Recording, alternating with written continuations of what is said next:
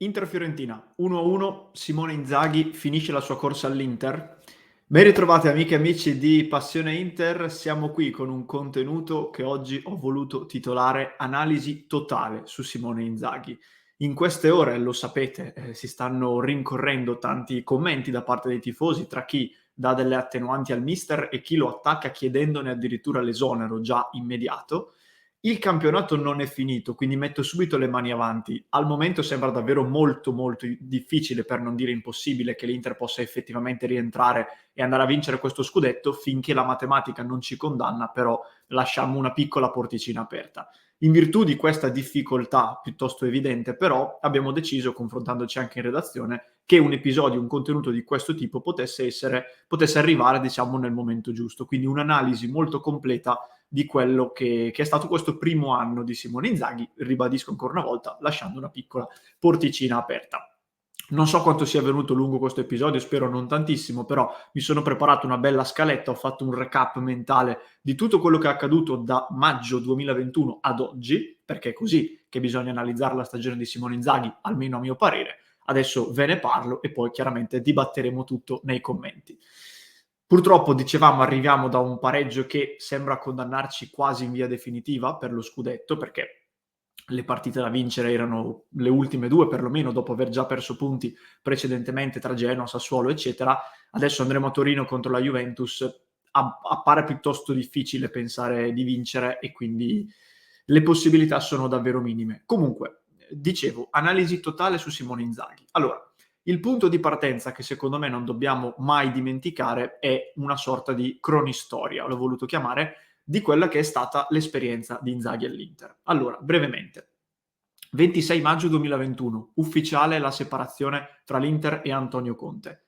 3 giugno 2021, Simone Inzaghi viene ufficializzato come nuovo allenatore dell'Inter. Nel mezzo, tante voci, tanti allenatori sondati, chi più, chi meno, si parlava di Sarri, ma con molta solo in via collaterale, Fonseca, Mihajlovic, i due nomi principali di quelle settimane, e qualche ex Inter sparso qua e là, Zenga, per esempio, che è un nome che torna sistematicamente, ma non solo. La scelta ricade su Simone Inzaghi, che quindi il 3 giugno viene ufficializzato. 7 luglio 2021, prima conferenza stampa di presentazione della stagione fra Beppe Marotta e Simone Inzaghi, il quale dice: sapevo della necessità di cedere a Hakimi, ma la squadra rimarrà competitiva. 12 agosto 2021, ufficiale, Romelu Lukaku è un nuovo giocatore del Chelsea. L'Inter ha 30 milioni da investire, 30 milioni per rimpiazzarlo, prova ad andare su Zapata, viene eretto un muro dall'Atalanta, cerca di andare su Thuram, trova un accordo, Thuram si fa male, sceglie di andare su Correa, che quindi non era la primissima scelta e alla fine si punta su di lui. L'obiettivo, che viene in qualche modo fatto trapelare in quell'inizio di stagione, qual è? A fronte di un mercato che ha tolto tanto valore alla squadra, cambio di allenatore, eccetera, eccetera, l'obiettivo è rientrare nelle prime 4, quindi non perdere la qualificazione Champions, cercando di lottare per lo scudetto e quindi difendere lo scudetto raggiungendo la seconda stella, arrivare agli ottavi di finale di Champions League, ai quali non si arrivava ormai da 10 anni, vincere la Supercoppa italiana, che era in programma contro la Juventus, e se possibile anche la Coppa Italia, o quantomeno arrivare in finale e poi giocarsela con la finalista. Comincia la stagione, primi 2 mesi molto difficili, tra settembre e ottobre, l'Inter crea, dimostra un gioco offensivo interessante, però prende ancora troppi gol e soprattutto la squadra sembra sbilanciata e un po' sfilacciata. I primi mesi, mi ricordo bene, questo ampissimo spazio che si creava sempre tra il centrocampo e la difesa e ci portava ad avere più rischi che benefici dal tipo di gioco di Inzaghi. Da novembre a metà gennaio squadra impeccabile, meravigliosa, gioco corale, tanti gol fatti, funzionano tutti, pochissimi gol subiti, non ci ferma letteralmente nessuno. Qualcuno addirittura azzarda paragoni dicendo che questa è l'Inter più bella della storia. Io sono giovane, quindi non mi metto a sindacare su giudizi di questo tipo, perché di Inter ne ho viste relativamente poche. Però ho sentito tante persone, anche comunque adulte, quindi che hanno visto tanti progetti, tanti allenatori, dire: giuro che non ho mai visto un Inter giocare meglio di così, quindi io non posso che rimettermi al loro giudizio che le hanno vissute. Primissimi in campionato dopo aver recuperato una distanza siderale, perché nei punti 7 sono tanti, da Milan e Napoli. Verso la fine di questo periodo, verso diciamo inizio gennaio, si avvertono i primi scricchioli. L'Inter batte la Lazio un po' a fatica, la Supercoppa la vince all'ultimo secondo, quindi qualcosa inizia a scricchiolare. Da metà gennaio a oggi siamo lentamente entrati in un assoluto disastro, perché purtroppo si perdono sicurezze, l'Inter inizia a segnare meno di prima e a sprecare tantissime occasioni, inizia a prendere gol con grande regolarità, calendario difficilissimo che ti toglie tanta energia a livello fisico e anche mentale, e purtroppo il derby perso contro il Milan che ci rimonta è un po' una mazzata dalla quale si fatica ad uscire, tant'è vero che un mese dopo quella partita Inzaghi dice ci stiamo ancora leccando le ferite, e questa è stata secondo me un'uscita negativa e infelice, però è sintomo di quanto abbia pesato quel KO, e attualmente ci troviamo terzi in classifica a 6 punti dal Milan e a 3 dal Napoli, pur con una partita in meno. Questa è la cronistoria di Simone Inzaghi all'Inter. Ho cercato di prendere tutte le cose più oggettive che potessi dirvi senza questioni soggettive, mi sembra di aver fatto un'analisi quanto più realistica possibile. Veniamo a questo punto alle due facce della stessa medaglia, ovvero Inzaghi colpevole, Inzaghi vittima. Dove c'è maggiore realtà in questo giudizio? Io mi sono segnato alcune colpe e alcune attenuanti che voglio dare al mister, e poi una sintesi finale che è il mio pensiero e che a partire dal quale voglio confrontarmi con voi. Parto dalle colpe.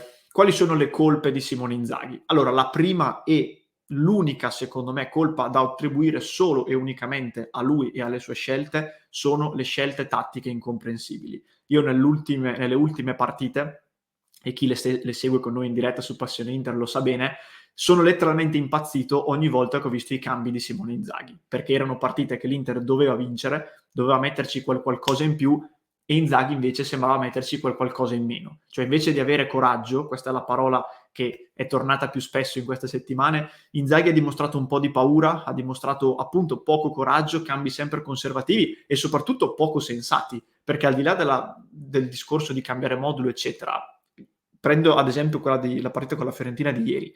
Tu sai che devi vincerla e devi fare almeno un gol perché eri sull'1-1, e mi togli le due punte che hanno fatto più gol in questa stagione, i due giocatori che hanno fatto più gol in questa stagione, per mettermi due seconde punte in una coppia che non funziona, perché l'abbiamo già provata tante volte e lo sappiamo che la coppia Sanchez-Correa non funziona, peraltro condendo il tutto con il tentativo di giocare con le palle lunghe.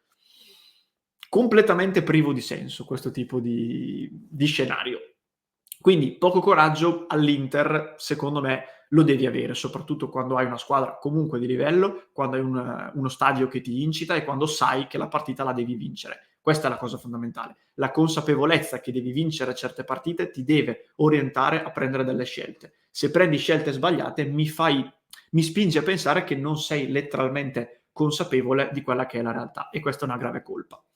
Un'altra colpa di Inzaghi è non aver lavorato su alcune alternative tattiche. Qui però voglio spezzare una piccola lancia a suo favore. Allora, il fatto di lavorare su un modulo, uno schema leggermente alternativo al tuo 3-5-2, per me era una cosa da fare, ed è una cosa che vale per tutti gli allenatori, perché tutti gli allenatori, con tutte le rose, tranne forse il PSG e il Manchester City, devono essere consapevoli che infortuni, squalifiche, cali di forma, eccetera, ti possono portare ad avere la necessità di variare un pochino lo schema.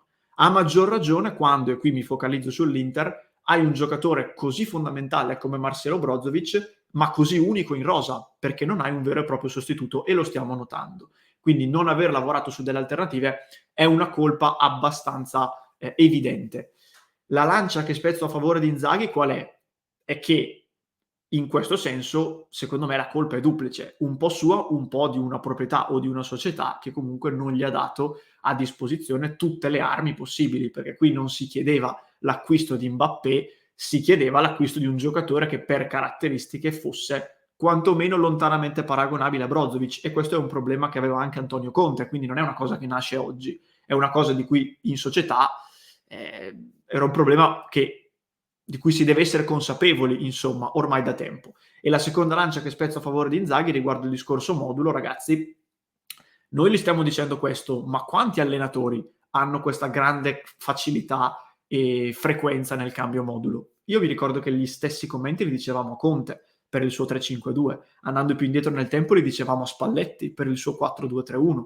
Io guardo le partite delle altre squadre e mi pare che bene o male i moduli siano sempre quelli, non è che ci sono delle rivoluzioni clamorose. Quindi è una responsabilità del mister, ma fino ad un certo punto.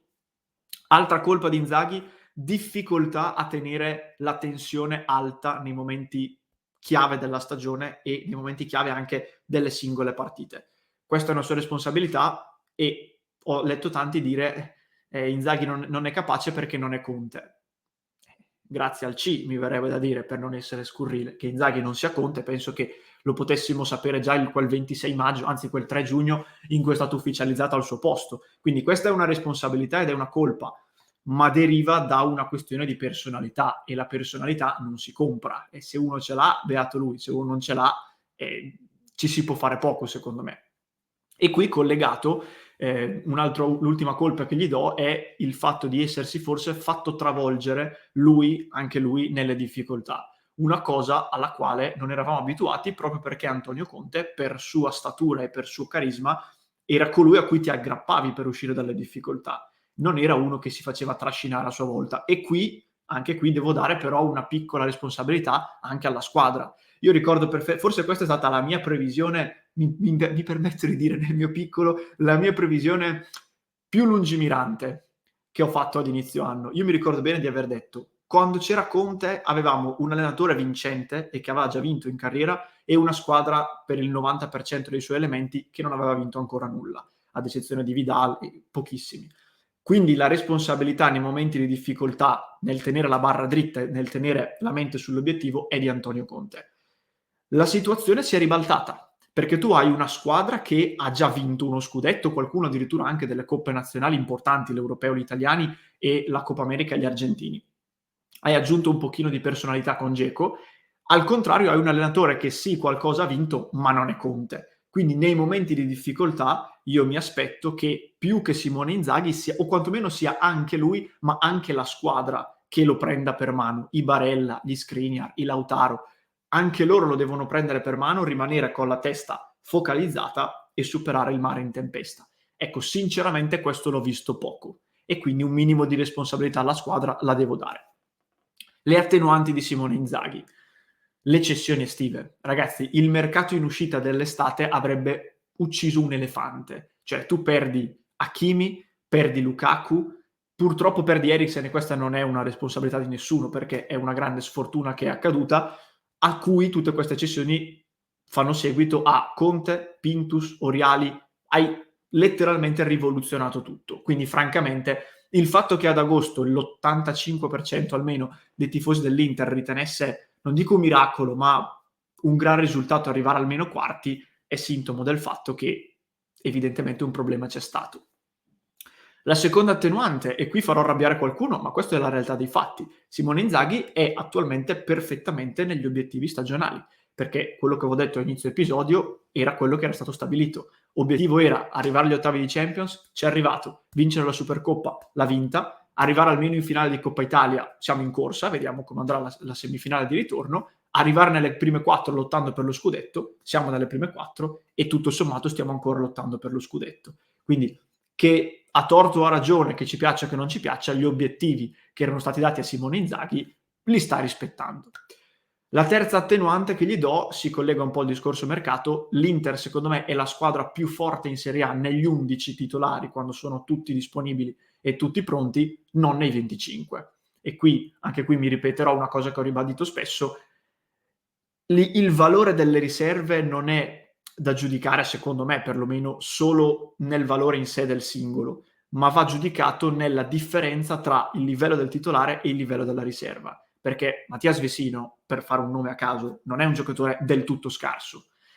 Se però è la riserva di Barella o di Çalhanoğlu, è chiaro che la differenza si nota in maniera evidente. Una cosa che invece contraddistingue il Napoli, ma soprattutto il Milan, secondo me, è un livellamento differente fra le riserve e i titolari, cosa che ti porta ad avere dei titolari magari meno forti, ma delle riserve che, quando le chiami in causa, ti fanno notare meno la differenza con il titolare, ed è questa la grande differenza, cosa che nell'Inter diventa molto più complicata, quando devi affidarti a Vesino e a Gagliardini per sostituire Çalhanoğlu e Barella. Spero di essere stato chiaro. Una sintesi, vado in chiusura che mi sto già dilungando. Inzaghi quindi è colpevole o è vittima di questa situazione? Secondo me nessuna delle due al 100%, cioè chi lo pone al 100% come colpevole o come vittima, secondo me sbaglia. Ha delle evidenti colpe, questo sì l'abbiamo detto, soprattutto io insisto nel dire che ha delle colpe nella materia che più gli compete, quindi la tattica, quindi la partita nel suo senso più sportivo. Quando tu sei in campo, sei in panchina e devi decidere come svoltare una partita e non lo fai e fai degli errori, quella è una colpa 100% tua, perché Marotta non decide sui cambi e Zhang men che meno.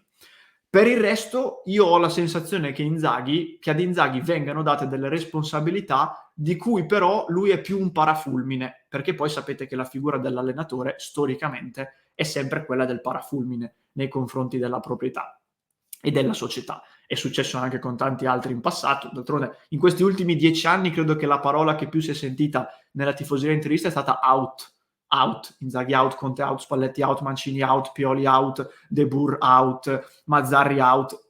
Qui, se poi questa cosa si ripete costantemente, forse un filo comune c'è e quindi insomma temo che delle responsabilità non siano solo e unicamente sue. L'ultima cosa che voglio dire, Marotta lo ha preso per un motivo, cioè se pensiamo che Marotta abbia preso Simone Inzaghi con l'idea di vincere subito come fece per Antonio Conte, siamo fuori strada.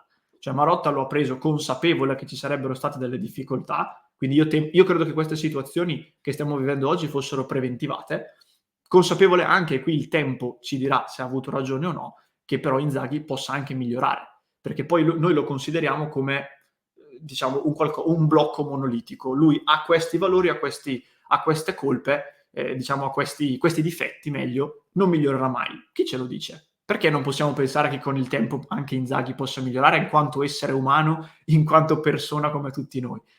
Vi metto lì questa considerazione. Quindi lo ha preso consapevole di poter rivincere con una stagione veramente perfetta, ma anche di non riuscire a farcela, e gli obiettivi sono la dimostrazione di questa idea che secondo me ha avuto. Ultimissimissima cosa, poi vi giuro vado in chiusura, alcuni attacchi che sono stati rivolti a Simone Inzaghi e che sinceramente capisco poco. Non ha personalità. Lo dicevo prima, la personalità ragazzi non si compra. L'unica cosa che si può fare è provare a costruirla, ma per costruirla devi anche, come si suol dire, uscire dalla comfort zone, perché fin quando tu ci rimani non cresci. E uscire dalla comfort zone significa portarlo dalla Lazio all'Inter. E se noi pensiamo che Inzaghi sviluppi la personalità per allenare l'Inter continuando ad allenare la Lazio, c'è qualcosa che non torna in questa equazione, con tutto il rispetto per la Lazio. Troppo amico dei giocatori questo Inzaghi, ci vuole il bastone, ci vuole la grinta. Però vedo che questo commento arriva anche dagli stessi tifosi che tra novembre e dicembre dicevano avete visto voi che idolatravate Conte? Bisogna fare così, non come faceva Conte. E quindi la realtà dov'è? Non sa gestire le grandi squadre. Inzaghi non sa gestire le grandi squadre. Peccato che, come ho detto un attimo fa, non ha mai avuto modo di provarci. Penso che chiunque nella vita debba avere almeno la possibilità di provare a fare una cosa prima di poter dire non ne è in grado, perché altrimenti è un giudizio piuttosto sterile. Inzaghi ha allenato solo la Lazio prima di venire all'Inter, tra la primavera e la prima squadra, e ha 45 anni, non ne ha 70, non è a fine carriera. Quindi diamogli anche questo tipo di attenuante. La migliore, hashtag Inzaghi out. Ok, ammettiamo che Inzaghi venga esonerato. Chi prendiamo al suo posto? Fatemi dei nomi. Se qualcuno di quelli che sta ascoltando richiede l'esonero di Inzaghi, legittimo, mi rivolgo a te, fammi un nome nei commenti, ma non dirmi Simeone che prende 20 milioni all'anno all'Atletico, non dirmi Conte che è appena andato via, non dirmi Klopp, altrimenti è troppo facile. Fammi un nome credibile, fammi un nome di un allenatore sicuramente migliore di Inzaghi, che abbia più o meno uno stipendio simile e che accetti di venire all'Inter consapevole che da qui almeno i prossimi 2 o 3 anni di mercati con gli acquisti di Lukaku e Barella non se ne vedranno. Anzi, forse è più facile vedere un mercato che sia più simile all'ultimo che a quelli precedenti. Fammi un nome. Io ammetto la tua richiesta di esonerare Inzaghi, però fammi un nome. Ragazzi, sono arrivato in chiusura, mi sono dilungato tantissimo, ma il titolo diceva analisi totale, quindi ci voleva un'analisi bella approfondita su Simone Inzaghi. Per chi mi sta ancora ascoltando e chi è arrivato fino alla fine di questo episodio, vi chiedo di mandarmi nei commenti l'emoji che sintetizza il vostro stato d'animo. Stavolta vi do libertà. Scegliete un emoji che sintetizza come vi state sentendo in questo momento. Fatelo, iscrivetevi al canale se il contenuto vi è piaciuto e così non vi perdete anche i prossimi e possiamo continuare a dibattere tutti insieme in diretta. Fatemi sapere chiaramente cosa ne pensate, aspetto tantissimi commenti da parte vostra Potete poi sostenere il nostro progetto, mi raccomando, non dimenticatelo, o su www.passioneinter.club o sul canale YouTube cliccando il tastino abbonati, e per il resto ci vediamo anche a partire da stasera in diretta tutti i giorni dalle 19:30 su YouTube e su Twitch.